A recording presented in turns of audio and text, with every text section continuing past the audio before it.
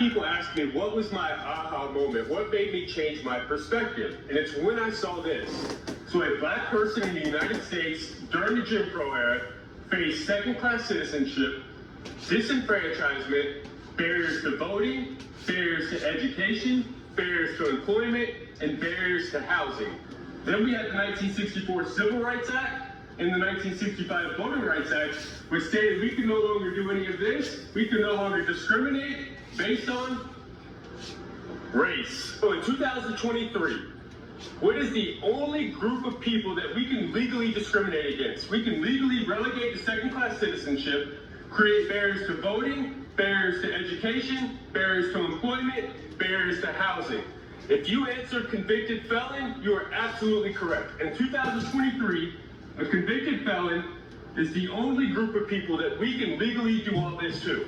Now, do you believe it's a coincidence that 1 in 3 black males carry this label as convicted felon as opposed to 1 in 17 white males? If you answered yes to that question, let's take a look at what's happened since the dismantling of the Jim Crow laws. We've had a 700% increase in our prison population. We've gone from 300,000 inmates to as high as 2.3 million. Now, I do believe we're back down to about 1.8 million today.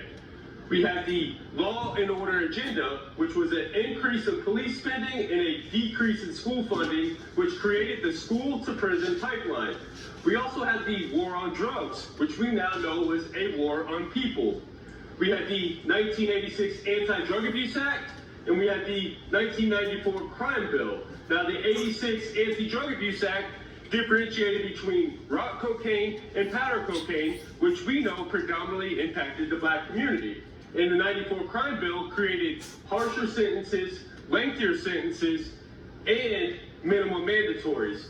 We also know that black people make up 53% of all exonerations, 69% of exonerations for drug crimes, and they're 7 times more likely to be wrongly convicted. So when I seen all of this, I realized that racism in this country never ended. Here are some things that white people say without realizing they're being racist. Okay. When a white person is telling a story and they mention the race of the person for no reason. Mm-hmm. That waitress and then mention how she was Hispanic as if that somehow had something to do with her character. She did it. Right. Waitresses. What? That's racist. That's what you're saying, dude. You do it. You're doing it. You're doing it right now. She goes, obviously, like, assuming that waitress is Mexican. Yeah. Why didn't you just say landscaper? But yeah, assuming your housekeeper is Latina. Assuming the guy on customer support is Indian. Right. That's it. That's what you did. That's what you said on part 2 you couldn't do.